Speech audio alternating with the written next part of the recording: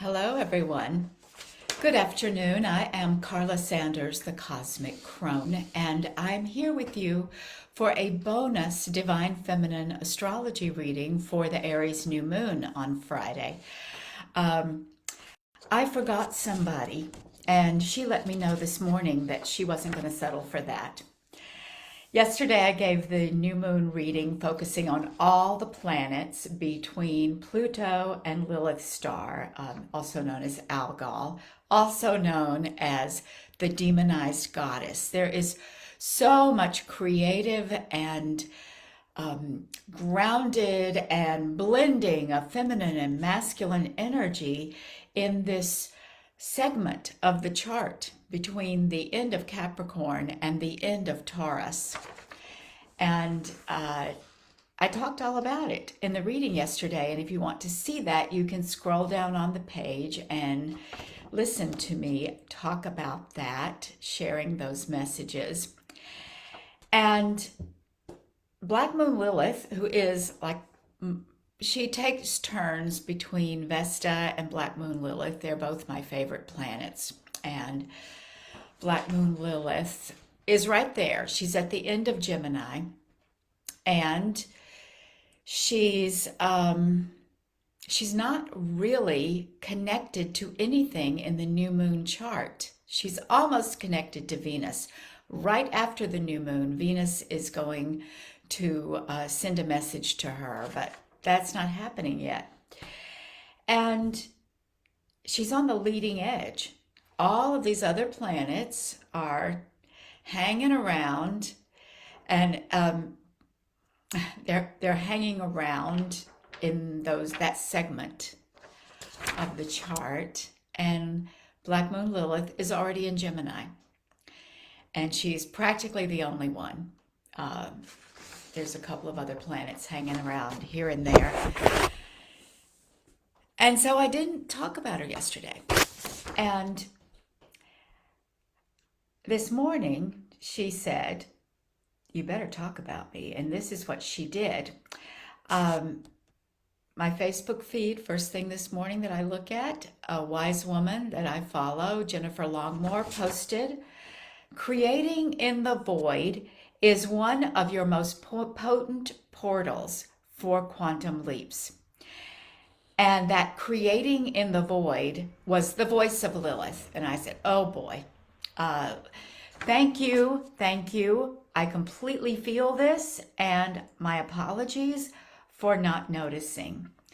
Because Black Moon Lilith represents the goddess before patriarchy. And she is the creatrix. Her nature is to create from the void, gather up all of that pure potential of nothingness, emptiness, and darkness, and manifest it into form. She is the cosmic womb. And Black Moon Lilith has been in Gemini for almost 9 months, and she's very much at home there. Gemini is the very first air sign, and Lilith is a goddess of the air. Her familiar is the owl. So she has this energy of darkness and silence and being lethal. She pounces, and you never see her coming. Kind of like me this morning. And in Gemini, she moves fast. Her wings, her owl's wings, beat that Gemini air silently. And she glides, and she is at home. And she's about to shift into Cancer on the full moon day, April 16th. She's crossing over into Cancer. And my sense is that she is not as at home in Cancer. I've got to listen more to see what she brings, and as soon as I start listening, she'll start telling me. In fact, she's already told me a few things just writing this down. But my first impression was, oh God, Lilith, in Cancer, they're going to want to domesticate you, because Cancer is the nest and nourishment and the mother and home, and some people say the womb. So maybe Lilith will show us the dark side of Cancer. and maybe the dark mothering, the dark mother of Cancer. Okay, I don't want to get ahead of myself. Full moon reading, I will talk more about who Lilith will be in Cancer. But for now, she's still in Gemini, and she is not done with Gemini. Wherever Lilith is, she's wild, untamed, unapologetic, and undominated. And I think Cancer, the 9 months of Lilith in Cancer, we're going to see her rebellious side. She's not going to like it. And she's going to show us things about Cancer we didn't know. Okay.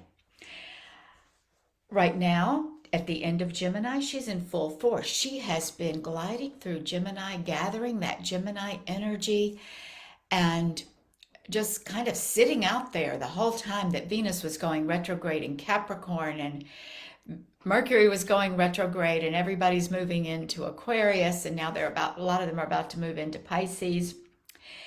And she's going to be picking up the news.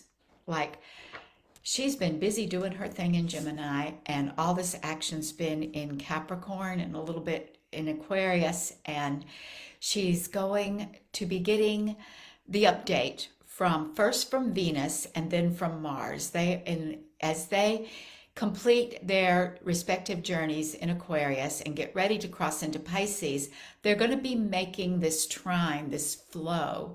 And so they're going to be sending her a telegram or an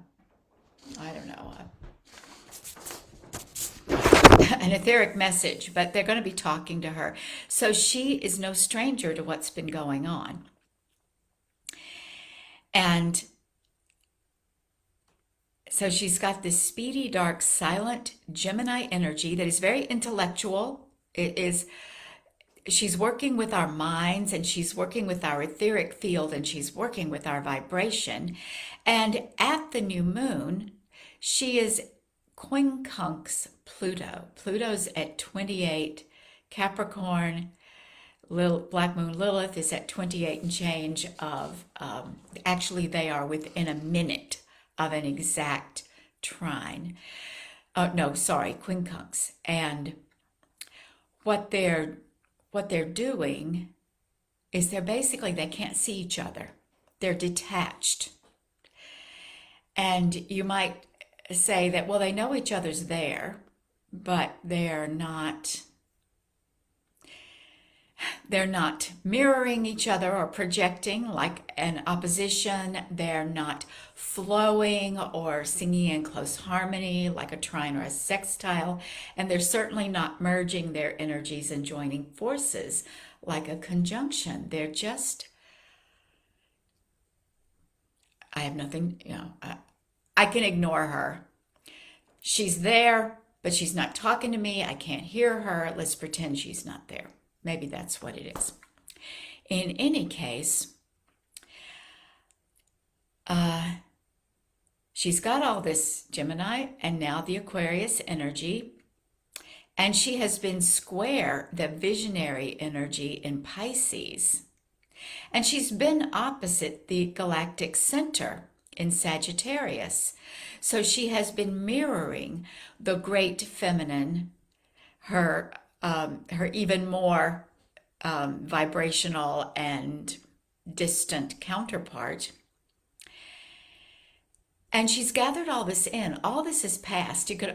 It's almost as if, for a moment, it's not really true because Venus and Mars are coming in, but there's kind of a void of course energy. She's got it all inside of her.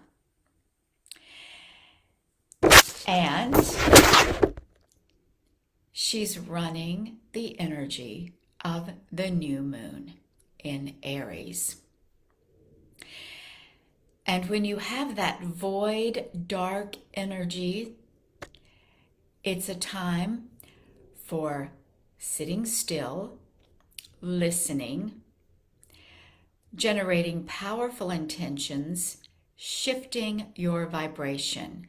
Create. You do what Lilith does. You dip into the void and you create. And if you are one of my students or initiates, you know that you're going to dip into that void and put it in your womb, or actually you will go into your womb to connect with the void and create. And it is a good time, this new moon and moving through, it will begin to shift as we get closer and closer to the full moon. But definitely this new moon window this weekend, Friday, Saturday, Sunday, starting tomorrow, your creation will be in the void.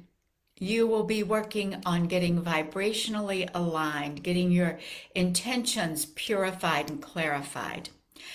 So be looking for things like healing of the body. It may have an impact on your body, but you may not see the impact yet, because it takes a while for the body to catch up. So if you need some part of your body that is hurting or harboring illness or disease or disconnect, send the energy there. Take that space, that body part, into the void and call upon the healing. Also, mind and spirit, mental health issues, depression or anxiety, or something old that has come up to trigger you, take it into the void. And if you need to seek help of a counselor of some kind, or a circle of friends, or someone who can really hold you in that space, then this is a good time to set that up or actually have it. And shifting old beliefs and installing new ones. Spiritual work, tapping into your spiritual gifts, enhancing or expanding your spiritual gifts.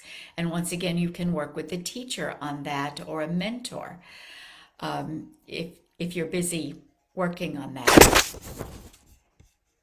And, oh, my 4 o'clock phone call has just come in. I need to speed this up. And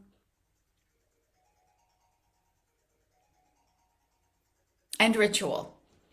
Be very intentional with your ritual in the divine, in this new moon period, because everything is happening with magic. And then as the moon begins to wax towards full, you will begin to see the manifestations. So I am feeling this very personally, because I have been feeling in the void for a while, for a few days or weeks, and I was like, what is going on? And then I saw this truth bomb from Black Moon Lilith, and I said, oh, thank you, that's what's going on. You were going to help me create, and I need to just go in there. So that's what I invite you to do. Another thing I want you to think about, which I was also reminded of today, for the entire month of March, all these planets between Pluto and Algol are going direct. And that's going to change in April. I think we've got another Mercury retrograde coming up. Some things are, Pluto himself is going to turn retrograde. But for now, everything is full speed ahead. So once again, we have this sense of things are moving really fast. It's in the void. We can't really see the results. We can't necessarily put our hands on it yet. But it is the excellent time to do the creating and create something bigger and better than you think you can. So that is the catch up on Black Moon Lilith at the new moon energy. She is not in the game. She's outside of any direct aspects, and yet she is guiding the energy for this new moon. And I also want to remind you, I have 3 spaces left in April for Divine Feminine Astrology readings. If you haven't had yours, or it's been a while, a year or 2, it's time for another one. So I will put the link in the comments, and you can also, I'm just going to plaster it all over my page so you can see it and see how to book your Divine Feminine Astrology reading, find out where your natal Liliths are, all three of them, and what all this action in your in the current astrology, how that's impacting your natal wheel and what it's bringing up for you right now. An ounce of guidance is worth a pound of what the fuck. So I'm going to say goodbye and go have my meeting that I'm almost missing. And I love you. I'll see you soon. Bye bye.